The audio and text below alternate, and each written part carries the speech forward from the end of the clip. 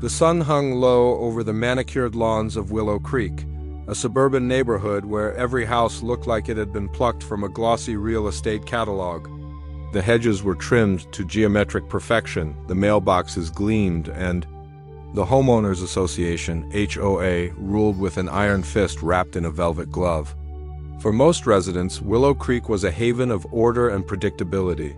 For me, Daniel Harper, it was home and the stage for the most absurd drama I'd ever witnessed. I'd moved into 42 Maple Drive 6 months ago, a modest but charming two-story colonial I'd bought after a messy divorce left me craving a fresh start. The house was mine, free and clear, thanks to a decent settlement and years of saving. I kept to myself, waved at neighbors, and dutifully followed the HOA's endless rules. No lawn ornaments, no visible trash cans, no parking on the street after 9 p.m. I wasn't here to make waves. But waves, it seemed, were about to crash over. It all started on a crisp Saturday morning in June. I was in my backyard, sipping coffee and scrolling through my phone when I heard a voice, sharp, authoritative, and dripping with indignation slice through the quiet. "You, what are you doing here? This is private property." I looked up to see a woman standing at the edge of my lawn, hands on hips, her blonde bob haircut so rigid it might have been sculpted from plastic. She wore a pastel tracksuit and a scowl that could curdle milk. I didn't recognize her, but her aura screamed, HOA enforcer. I set my coffee down and stood, brushing grass clippings off my jeans. "Morning," I said, aiming for polite. "I'm Daniel. I live here." Her eyes narrowed, scanning me like I was a stray dog who'd wandered into her kingdom. "Don't lie to me," she snapped. "This is Mr. Harper's house, and I know his wife. You're not her. You're trespassing, and I'm calling the police unless you leave right now." I blinked, processing her words. Mr. Harper, that was me. His wife? I hadn't been married in over a year, and my ex, Sarah, lived 3 states away. This woman, Karen, I'd later learn was her name, had clearly woven a fiction in her head. And I was the villain. "Ma'am," I said, keeping my tone calm, "I'm Daniel Harper. I own this house. There's no wife here.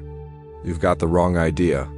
Her lips pursed and she pulled out her phone, brandishing it like a weapon. "Oh, we'll see about that. I'm on the HOA board, and I know every resident in Willow Creek. You're not one of them. I spoke to Mrs. Harper just last week at the community potluck, and she told me all about her husband's business trips. You're squatting, aren't you?" I couldn't help it. I laughed. The absurdity of it all hit me like a wave. This woman had invented an entire alternate reality where I was a stranger in my own home, and she was the gatekeeper of justice.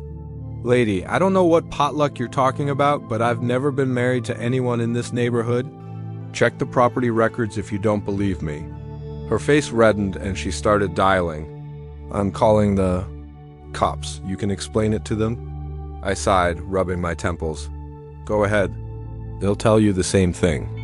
As she barked into her phone, giving the dispatcher a dramatic account of a suspicious male on her friend's property, I went inside to grab my deed and ID. I wasn't worried, annoyed, yes, but not worried. The truth was on my side, and I figured the police would clear this up in 10 minutes. What I didn't expect was how deep Karen's delusion ran, or how far she'd go to prove she was right. The police arrived 15 minutes later, 2 officers and a patrol car pulling up to my curb. Karen was waiting for them, arms crossed, practically vibrating with self-righteous glee. I stepped out onto my porch, holding my driver's license and a copy of the deed I dug out of my filing cabinet. The officers, a burly man named Officer Ruiz and a younger woman. Officer Patel approached with the weary expressions of people who dealt with too many neighborhood disputes. "Morning, sir," Ruiz said, glancing between me and Karen. "We got a call about a possible trespasser. Can you tell us what's going on?" Before I could speak, Karen launched into her tirade. "This man is squatting in Mr. Harper's house. I'm Karen Wentworth, HOA Vice President, and I know the owner's wife, Melissa Harper. She told me her husband's been away on business, and this intruder is taking advantage of their absence. I demand you arrest him." Officer Patel raised an eyebrow, jotting notes on a pad. Ma'am, let's slow down, sir. Your name? Daniel Harper, I said, handing over my ID and deed. I own this house. Bought it in December. I've never been married to anyone. Named Melissa, and I've never met this woman before today. Ruiz examined the documents, nodding as he read. Looks legit, he muttered to Patel, then to Karen. Ma'am, do you have any proof this property belongs to someone else? Karen sputtered, her confidence faltering for the first time. Proof? I don't need proof. I know Melissa. She's my friend. She was at the potluck, and she showed me pictures of this house, her house. This man is lying. Patel's patience was visibly thinning. Ma'am, the gentleman has provided documentation. Unless you can show us something concrete, we can't take action against him. Karen's eyes darted around, as if expecting Melissa Harper to materialize and vindicate her. When no such savior appeared, she doubled down. He forged those papers. I'm telling you, he's a criminal. Check his record. He's probably wanted somewhere. I couldn't suppress a chuckle, which only enraged her further. Ruiz handed my documents back. Sir, everything checks out. You're free to go about your day. Thank you, I said, relieved but still irritated. I turned to go inside, but Karen wasn't done. This is outrageous, she shrieked. You're letting a squatter stay in my friend's home? I'm calling the HOA president. I'm calling the mayor. I'll have your badges for this, Patel sighed. Ma'am, if you continue to harass this resident, we'll have to address that. Do you understand? Karen's mouth opened, then closed like a fish gasping on land. She stormed off, muttering about lawsuits and corrupt cops. I thought that was the end of it. I was wrong. Over the next week, Karen escalated her campaign. She didn't approach me directly again, but her presence was everywhere. My mailbox was stuffed with HOA violation notices. My grass was half an inch too long. My recycling bin was improperly aligned. My porch light was non-compliant with aesthetic standards. Each notice came with a fine, and each was signed by Karen Wentworth, Vice President. I ignored them at first, assuming they'd fizzle out when she realized I wasn't budging. But then my neighbor started talking, Mrs. Jenkins. The sweet elderly woman next door pulled me aside one evening while I watered my plants. Daniel, be careful, she whispered. Karen's telling everyone you're a squatter. She's got half the neighborhood convinced you stole that house. She's even started a petition to have you evicted. I stared at her, incredulous. A petition? Based on what? Mrs. Jenkins shrugged. She's saying she has proof you're not the real owner. Something about a woman named Melissa Harper. Nobody's seen this Melissa, but Karen's got a way of making people believe her. She's been on the HOA board for years. Folks are scared to cross her. I thanked Mrs. Jenkins and went inside, my blood boiling. This wasn't just a misunderstanding anymore, it was a vendetta. Karen was trying to run me out of my own home, and she was using her HOA clout to do it. I decided it was time to fight. First, I contacted the HOA president, a mild-mannered accountant named Greg Thompson. Greg was apologetic but spineless, hemming and hawing about due process and reviewing the complaints.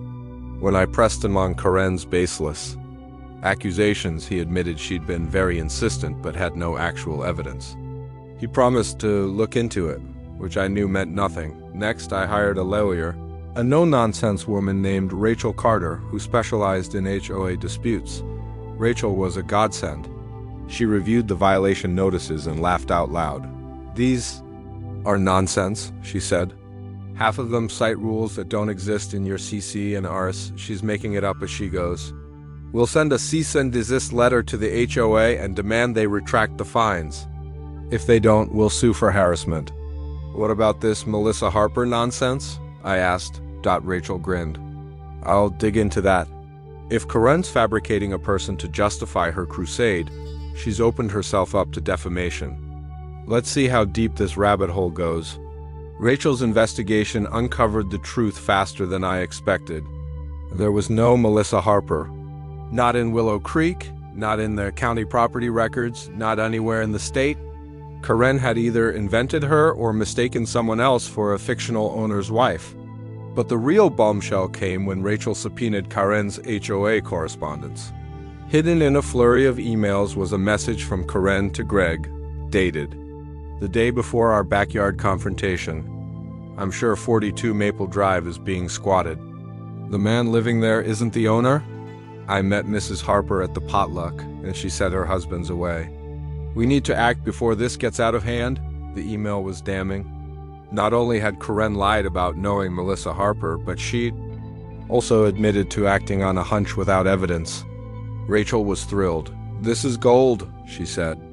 "She's admitted to targeting you without cause. We've got her for defamation, harassment, and abuse of power." But Karen wasn't done digging her own grave. A week after Rachel sent the cease and desist letter, I woke up to find my front yard vandalized. My mailbox was smashed, my lawn was littered with trash, and someone had spray-painted "squatter" across my garage door. My security camera caught the culprit.